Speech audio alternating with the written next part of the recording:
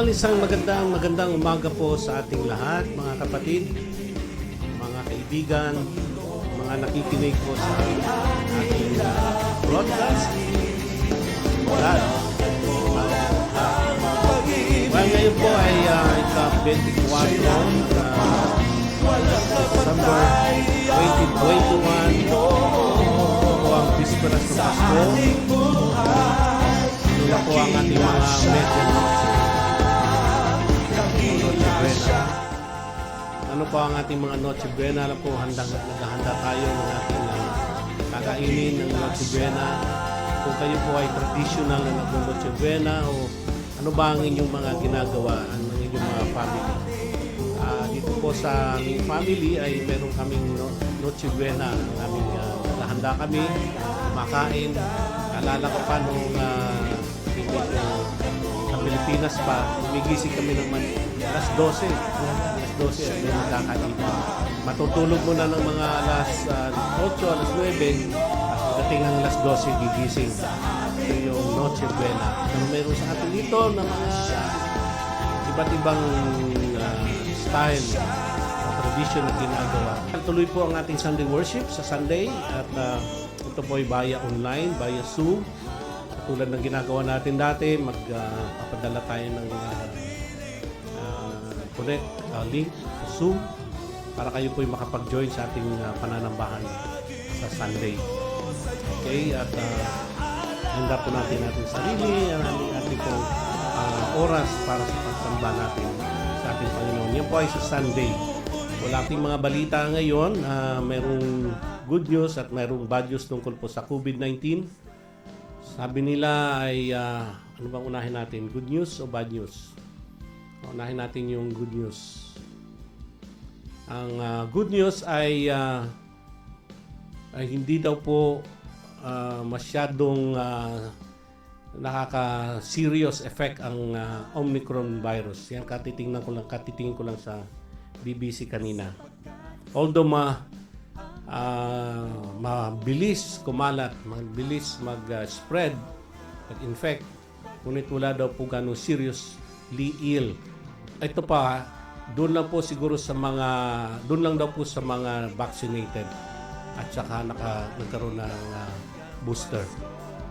Kaya kung ikaw ay hindi pa vaccinated, yan talagang kakaroon ka ng serious implication po sa Omicron.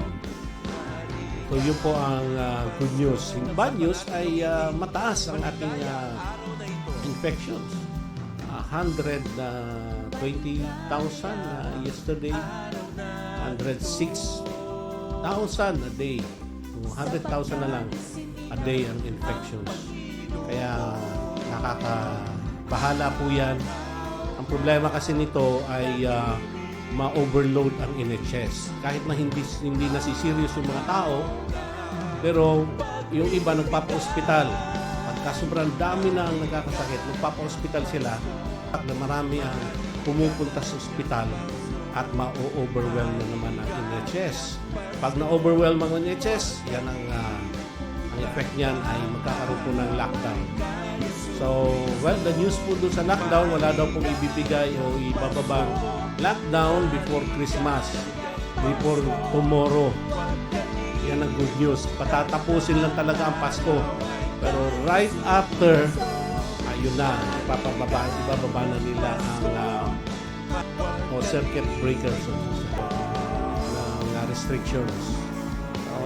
Hindi po siguro totally o full na katulad ng naranasan natin sa mga nakaraang buwan. Ngunit ganun pa man ay mayroong restrictions. Sa Wales, sa Northern Ireland, sa Scotland ay talagang nililimit na lang nila sa group of 6. So siguro yung babalik yung bubble of 6 at ano pa mang mga restrictions na ibibigay nila. So asahan na po natin yan. Bago po mag-New Year, bago magbagong taon ay meron tayong we are under restrictions. Tayo na lamang ata dito sa Europe, itong England na lang ang hindi nag-restrict kasi nga yung ibang bansa sa Europe ay lockdown talaga, total lockdown. Yung ibang bansa for 2 weeks until mid of January ang kanilang ginagawa. So talagang mabait lang si Boris. Napakahirap ng kanyang mga didesisyon na bagay. Alright. So tuloy-tuloy pa rin tayong ipagdasal at panalangin ng ating recovery ng ating bansa dito sa pandemic. Hindi lang ating bansa, ang buong mundo. Huwag po tayong tumigil sa panalangin kasi believe na ito na po ang key at susi ng ating kaligtasan o deliverance mula sa COVID-19 o sa pandemic nito. We never thought na akala natin na na-beat na natin ito during the summer. Ito na naman tayo, back to square one. So we don't know what will happen next. But we are all must be aware.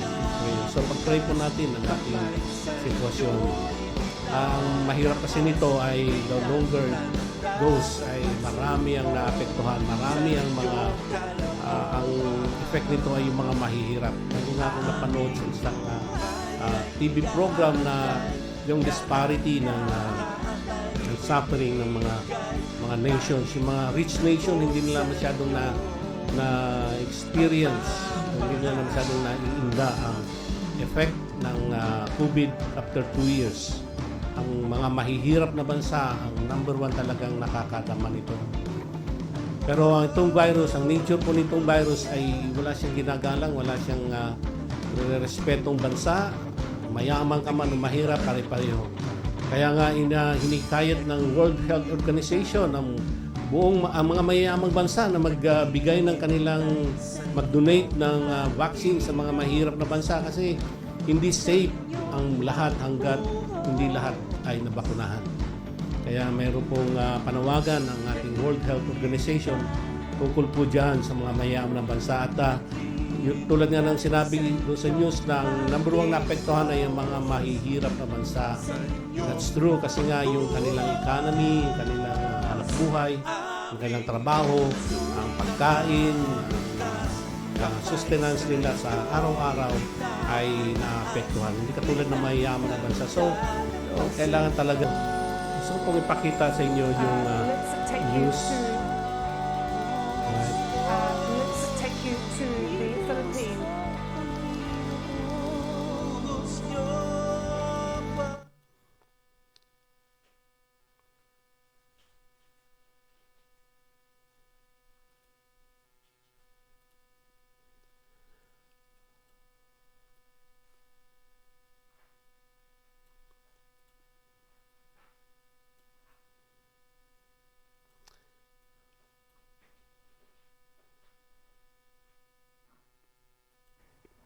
Let's take you to the Philippines now, where the number of people who have died after a super typhoon hit last week has risen to more than 375.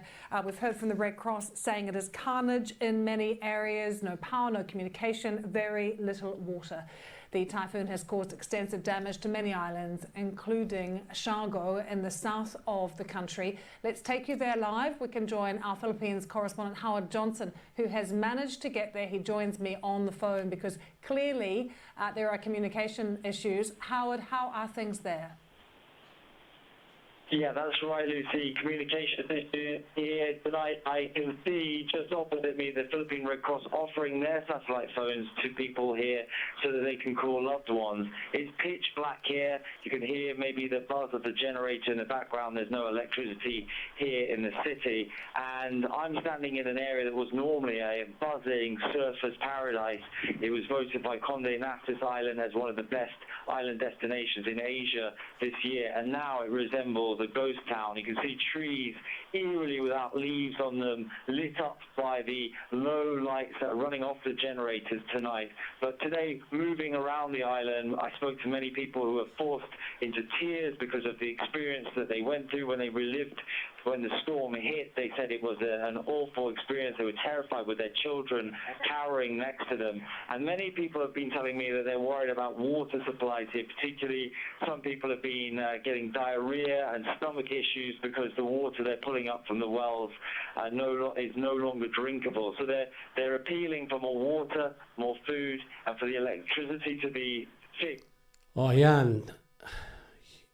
Iba pa po yan. Marami pa pong mga pictures o videos na inilabas po tungkol po sa devastation ng ating bansa. So, tuloy po tayong makahanap sino ng paraan na makatulong po tayo. Tulad po ng sinare ko sa inyo kanina, meron po tayong kunting tulong na ipadala sa ito naman ay dumbanda sa bandang Caraga region o Agusan del Norte. So, sila rin po ay na malaki po ang kanilang pinsala. So, may mga kapatiran po tayo doon na ating pong tinutulungan o ating tutulungan. So, sa bukas po ng Pasko ay magkakaroon po sila ng food distribution at magpagkakaroon din po sila ng feeding. No? Hindi po masyadong malaki kasi maliit lang po yung ating kolekta nung mga nakaraang anong ating Christmas party. Maliit lang po yung na-collect natin plus mayroon tayong mga iba't ibang funds pa na natira. At yun nga, plus sa amin din na sa family ay tumulong din po kami. At yun nga, pinadala namin sa bandang Caraga region. Kaya bukas ay magkakaroon sila ng feeding at saka food distribution. So ganitong paraanan, isang ganitong bagay ay nakakatulong po tayo sa ating bayang Pilipinas. So kailangan po nila ng tulong sa ating mga kababayan. Huwag niyo pong ipagkait kapatid kung mayroon po kayong konting may tulong sa kanila, may tulong niyo po. Ngayon kung gusto niyo pong tumulong sa ating ginagawang programa ng feeding, ito po ay continuous. Hindi lang naman ito isang beses, kundi continuous po ito hanggang sila ay sa tingin natin na bahagyang nakaka-recover sa kanilang lugmok na kalagayan. At the moment, sabi nga doon sa BBC, kailangan lang ng tubig, kailangan nilang pagkain, yung immediate po.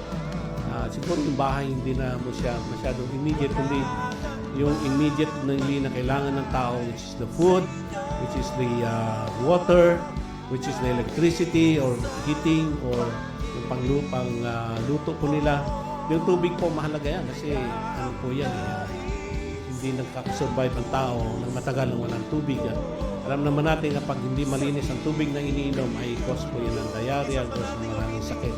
So instead na sila ay makarecover, lalo pa sila magkasakit, kung iinom po sila ng mga maruruming tubig. Kaya they are asking and pleading for water, food, at electricity, yung siguro yung power para po mayroong communication. So hopefully with the grace of God, and we know na marami namang paraan na ginagawa ang ating gobyerno, ang ibang private entities o organizations na tumutulong. Yun nga, narinig ko yung United Kingdom ay nagpadala rin ng tulong, ang mga iba't ibang bansa katulad ng China, katulad ng Hong Kong, Taiwan ay nagpadala na rin ng mga tulong. Canada, yun ang mga narinig ko na tumulong na sa Pilipinas. At yun nga, sa ating kaparaanan kasi napakalaki ng devastation. From imagining nyo yan, from Palawan up to the Central Visayas hanggang sa Mindanao. Napakalaki po yan, napakalawak po yan. Naabot ko yung mga lugar na yan, napakalaki po ng dinaanan ng bagyo. Kaya napakalakas ng bagyo. Sabi nga nung narinig ko sa news kanina na yung lakas ng bagyo na hindi nila inasahan ito.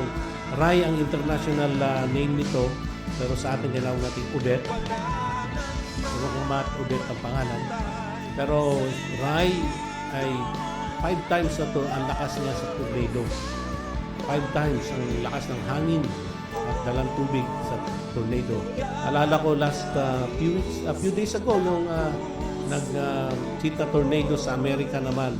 Maraming sinira at maraming namatay, marami ding buhay na nawala dahil sinirang mga bahay at mga infrastructures at mga puno ay 5 times daw yung lakas nitong Odette at nung Rai. Imagine nyo na lang. Tapos yung mga bahay natin ay mga nipa, mga light materials ang gamit. Bakit ba Pilipinas ay kubo at mga nipa ang mga gamit at mga hamakan gamit mga kawayan.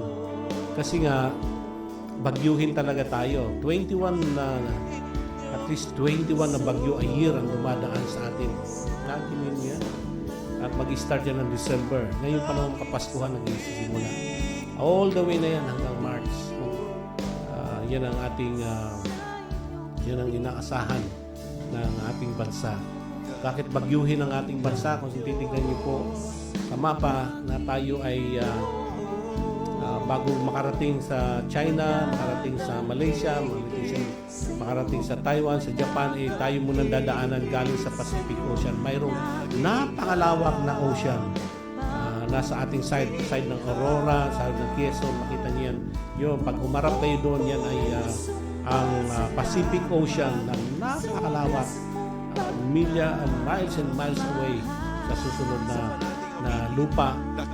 Kaya pagka nabuo ang bagyo doon sa gitna ng ocean, yan, inihampas yan sa Pilipinas. Kaya no wonder ang mga bahay natin light materials kasi nga once na winasak na isang bagyo, after 2 hours, tatayo na naman. Ipag-pray ang ating bansa. Okay,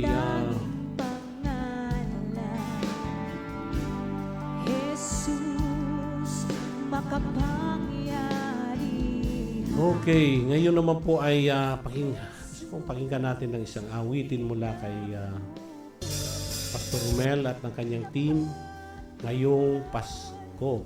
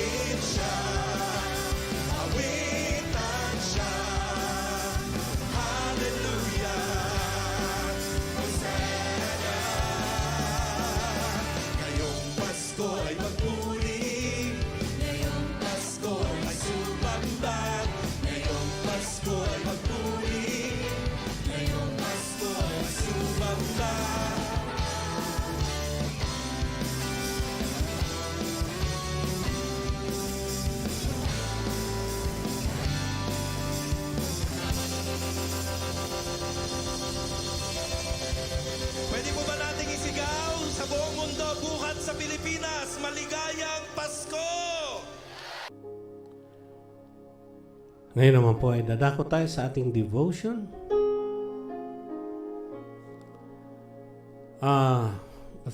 Basahin po natin ang scriptures natin ngayon ay mula sa Malakay 3:10, chapter 3, verse 10 Oh, let's start from verse 6 hanggang 12. So Malachi chapter 3 from verse 6, I, the Lord, do not change. So you, the descendants of Jacob, are not destroyed. Ever since the time of your ancestors you have turned away from my decrees and have not kept them. Return to me, and I will return to you, says the Lord Almighty. But you asked, how are we to return?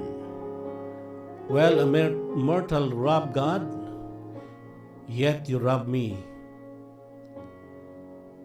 But you asked, how are we robbing you?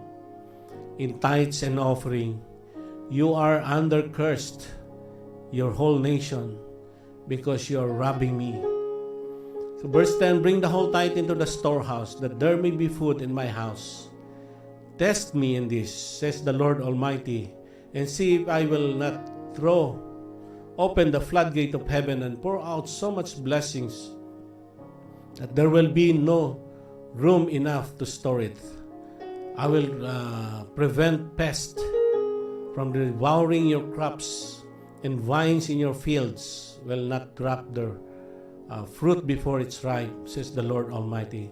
Then all the nations will call you blessed, for yours will be a delightful land, says the Lord Almighty. May the good Lord bless the reading of His words. Siguro tingnan natin sa King James Version.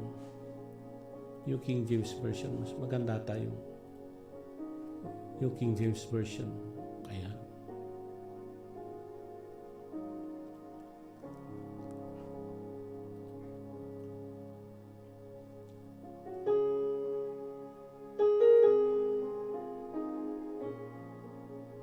Okay, from verse 6 says, for I am the Lord, I do not change, therefore you are not consumed, O sons of Jacob. Yet from the days of your fathers you have gone away from my ordinances, and have not kept them. Return to me, and I will return to you, says the Lord of hosts. But you said, in what way shall we return? Will a man rob God? Yet you have robbed me. But you say, in what way we rob you? In tithes and offering. You are cursed with a curse, for you have robbed me, even this whole nation. So therefore bring all the tithes into the storehouse, that there may be food in my house, and try me now in this, says the Lord of hosts.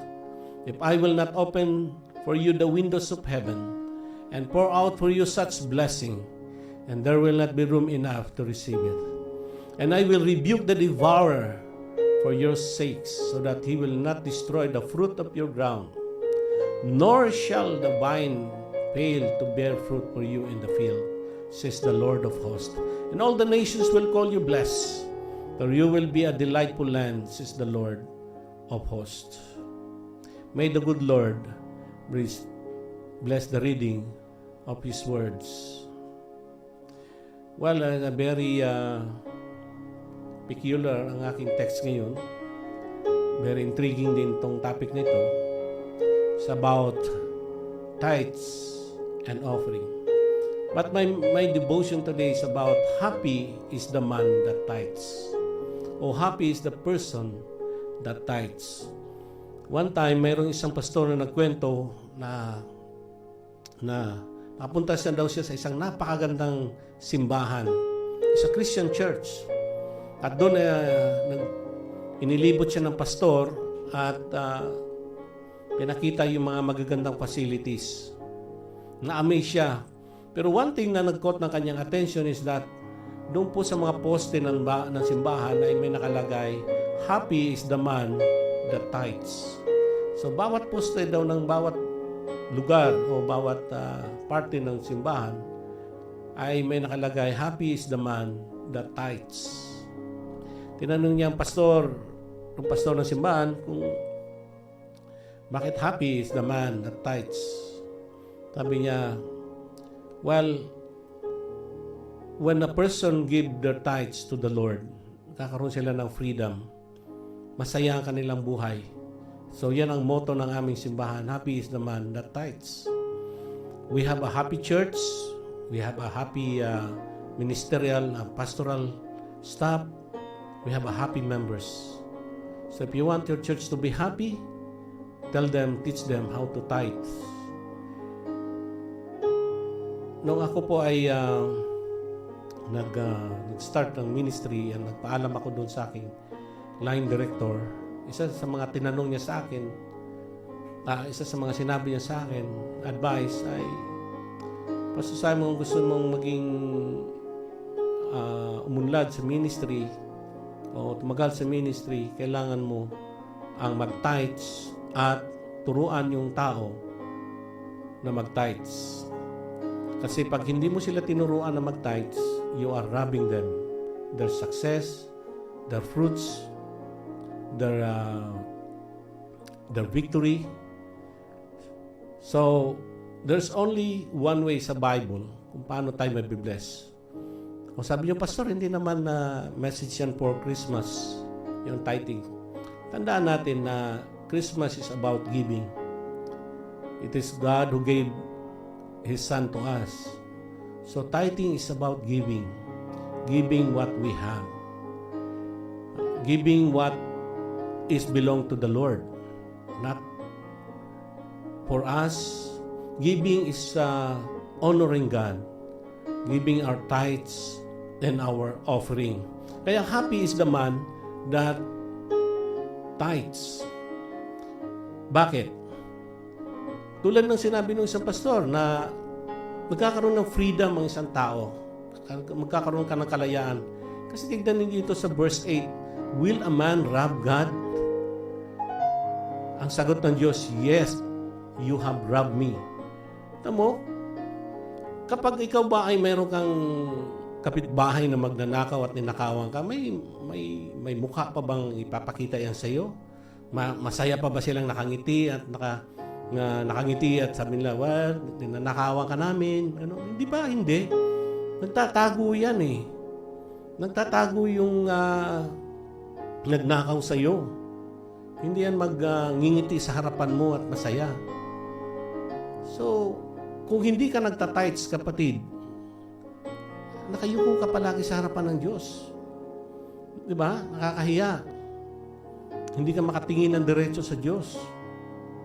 Kaya pag ikaw ay malungkot palagi, malungkot ang iyong buhay, ay hindi ka kasi nagtatites. Di ba? Mag-tites ka sa Panginoon. Mag-tites ka na ibigay mo yung tites mo, yung para sa Diyos. Kasi ang tingin ng Diyos sa atin na hindi nagtatites, wag niyo akong ito, kinukot ko lang yung scripture natin, yung Malakay 8, 3:8. Nasabi lang dito, you are robbing me. Oh, ninanakawan niyo ako eh. Di ba? Katulad ng mga nanay natin, tatay natin, kinukupitan natin. Mga bata pa tayo, kumukupit tayo ng mga pambaon natin, kumukupit tayo ng ating mga pambili-bili ng kahit ano-ano. Di ba? Minsan tayo hindi tayo nakakatingin ng diretso pag nangupit tayo sa mga magulang natin. So the same thing ang feeling ng hindi nagtatites. We are not happy. Hindi tayo nakatingin ng diretso sa ating Diyos, sa ating Panginoon. And yet, tuwing linggo, dinideclare mo na mahal mo siya. Tuwing worship service, may pa iyak-iyak ka pa, may pa luha-luha ka pa na humihingi ka ng tulong, humihingi ka ng provision ng Panginoon, humihingi ka ng blessing mula sa Panginoon. And then doon sa maliit na bagay na hinihingi ng Diyos sa iyo, ay hindi mo ginagawa. Di ba? So, happy is the man. Oh. Kasi magiging malaya ka eh. Kakaroon ka ng freedom to worship the Lord. Masaya kang kahit nagtatanong ka, wala kang inaalala na sa other side, pinasama mo pala yung loob niya. Di ba? Sa other side ng yung iniisip na masama pala ang loob ng Diyos sa iyo dahil hindi ka nagtatites. Yan o, pagkasabi niya, you robbed me. Come back to me. Kaya nga sabi niya, bumalik kayo sa akin. You know, return to me and I'll return to you. So, balik po tayo sa Panginoon. Bigay po natin ang ating tithes. Ang tithes po, hindi po yan disenyo ng isang simbahan. Hindi po may gawa yan. Ito, ang Bible lang nagturo niyan. Hindi po yan na sinabi lang ng isang church o sinabi ng Crosspoint Church. Hindi. Ito po ay nasa banal na kasulatan po yan. Ibinigay niya po yan sa atin at nakita ko po sa aking ministry, sa aking 58 na taon dito sa mundo. Ang nakita ko po ang the best blessing ay yung blessing ng Diyos because you honored Him through your tithes and offering. Ito yung walang kasamang hinagpis, walang kasamang problema. So, happy is the man that tithes kasi nga magkakaroon ka ng freedom. Diba? Pangalawa, bakit happy ang isang taong nagtitithes? Kasi we are no longer us. We no longer own our lives. Sabi nga sa Bible na we are bought with a price. Ano yung price na yun? Price ng dugo ni Jesus. Binili na tayo. We're no longer our own. We are bought with a price. In other words, pag-aari na tayo ng Diyos muli. Kasi nga nawala tayo sa kanyang mga kamay dahil nagkasala tayo. Pero bumalik kaya nga may Christmas para pumarito ang ating Panginoong Hesus para bigyan tayo ng buhay at buhay na walang hanggan at ibalik yung karapatan nating maging anak ng Diyos. Ang karapatan na ikaw ay maging anak ng Diyos. So, palagi mong sinasabi, anak ka ng Diyos, anak ka ng Panginoon, mahal mo ang Panginoon, mahal ka ng... Pero paano mo masabi yan kung hindi ka naman nagtitithes, hindi mo man siya ino-honor, di ba? So, happy is the man that tithes kasi nga mayroon tayong sense of belonging at ownership tayo ng Diyos. Di ba? Pag-aari tayo ng Panginoon. Ang sarap noon na when you come to God, Lord, kasama mo, anak mo naman ako, pag-aari mo ako, Panginoon. Alam mo ba, we are everything within us, ang ating mga nasa isipan, nasa ating mga puso, ating buhay, kasama na yung material things. Binili yan ng Panginoon. Binili na niya ng kanyang bugtong na anak, ng kanyang banal na dugo.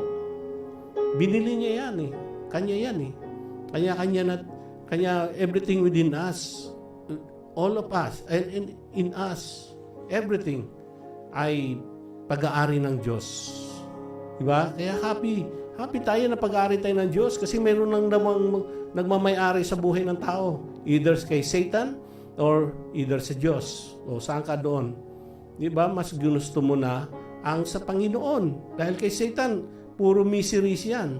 Ngayon nga lang, bibigyan ka lang niya ng mga leeway, bigyan ka niya ng karangyaan. Temporary, pero saan ka niya dadalhin? Sa impyerno. Kaya nga may nagsabi nga na huwag kang pumunta sa impyerno. Why? Kasi walang pag-ibig doon Di ba? Imagine mo, makasama po siya eternity, makasama mo doon, puro may galit, puro may puot, puro may hinagpis. Ganun lang yun At may kamatayan. Ayan. So, but, ang sabi sa Bible, we are bought with a price. We are no longer us. And we are no longer of our own. We are belong to God. Kaya happy tayo, kapatid, kasi pagmamayari tayo ng Panginoon. Amen? We are now properties of God. At yan naman ang gusto natin we are belong to God. And God belong to us. Amen. Pangatlo, kaya po tayo happy kasi ang tithes and offering po ay ginagamit po yan para sa pagpalaganap ng kaharian ng Panginoon. So that basahin natin dito bring all the tithes in the storehouse that there may be food in my house.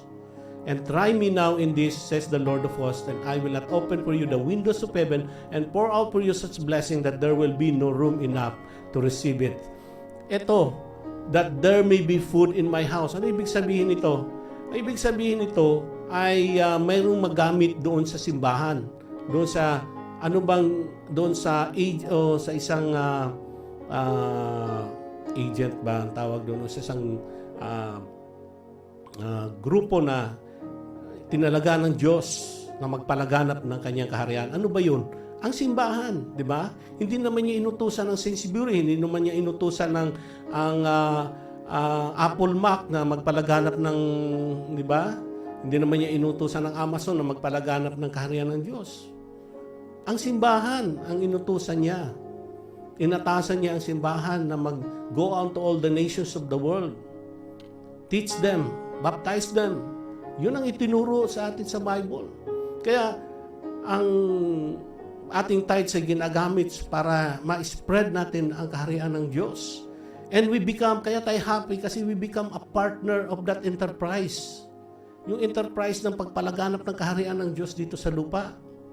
Kasi the time has come or is coming. Na darating muli ang Panginoon at kukunin niya yung kanyang mga anak at ang mga maliligtas.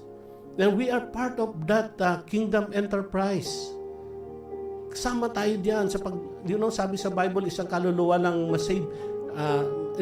Milibo-libo ng anghel sa langit ang nagbubunyi. So we are involved, the church is involved of winning soul for Christ. Winning soul for the kingdom of God. So we are involved in the kingdom enterprise. Ang business ng church is the kingdom of God. So kasama kayo doon mga kapatid. Kaya kung kayo ay magbibigay ng inyong, ibibigay ninyo ang para sa Panginoon, ang inyong tithes, kasama kayo doon sa enterprise na yon. Alam niyo ba sa Bible na kung ano daw po ang gain na nakuha ng business na yon, ay ganun din ang gain na makukuha ng mga nag-support. So kayo mga supporter kayo ng partner kayo ng kingdom ng Panginoon. We become partner of God. Diba? Masaya yun na we are in partnership. We have a mission here on earth. Hindi lang tayo dito nagtrabaho, hindi lang tayo dito enjoy ng lahat ng mga benefit ng Panginoon, but we are here to be part of that enterprise, the kingdom enterprise. Kaya happy is the man who's belong in that enterprise.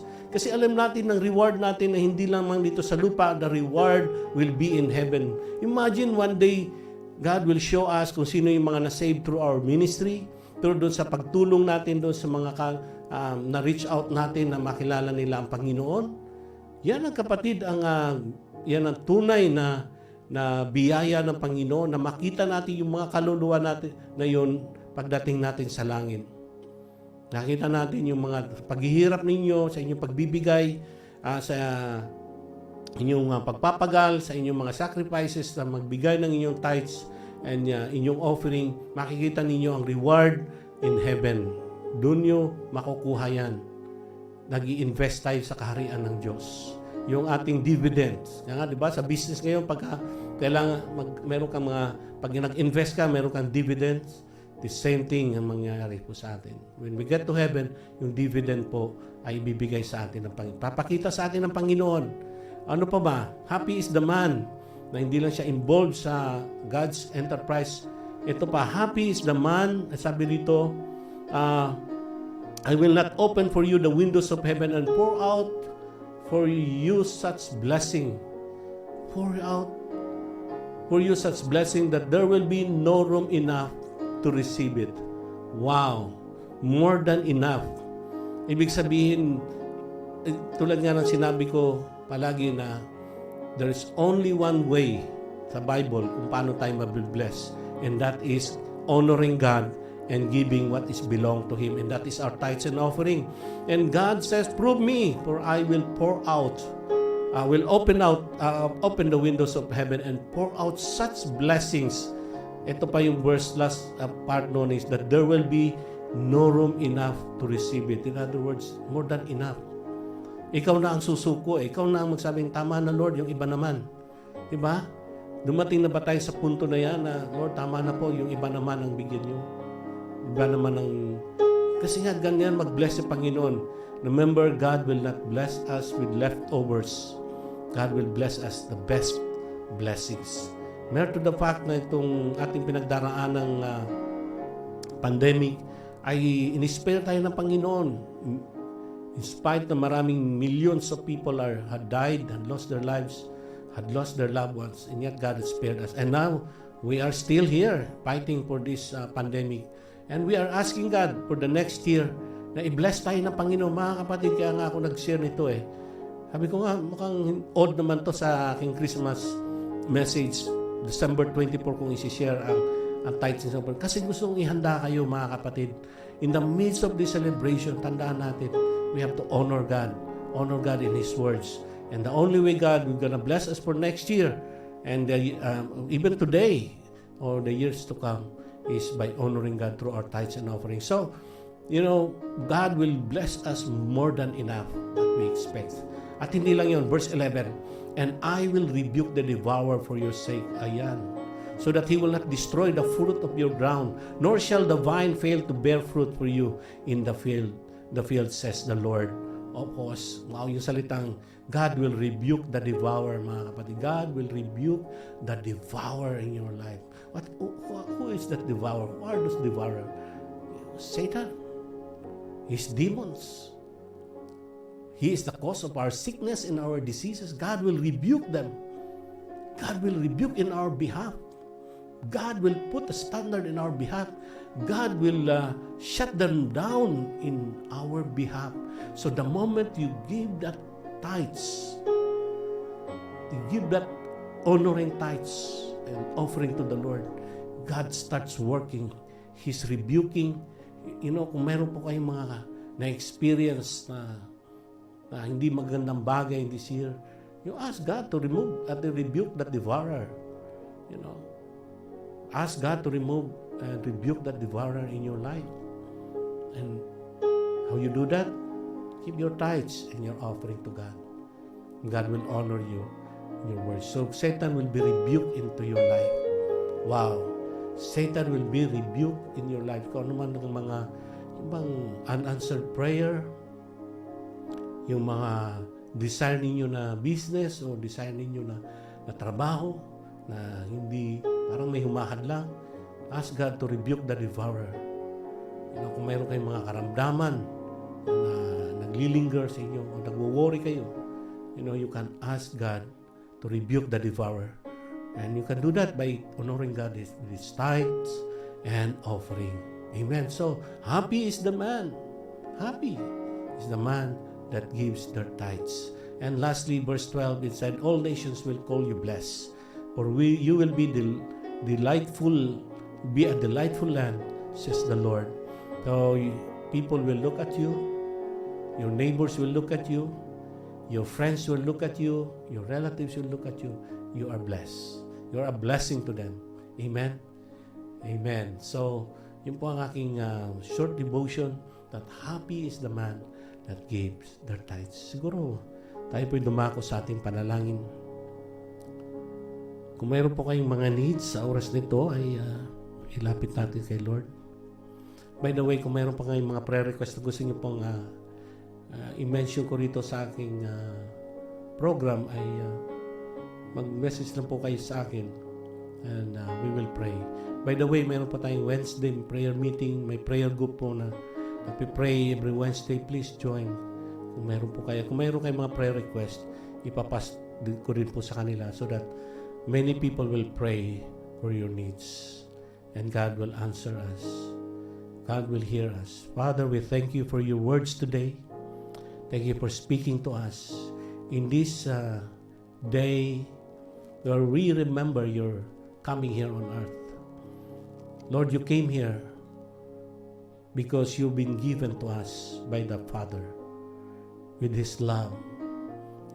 Lord, you showed us the best gift, and that is you.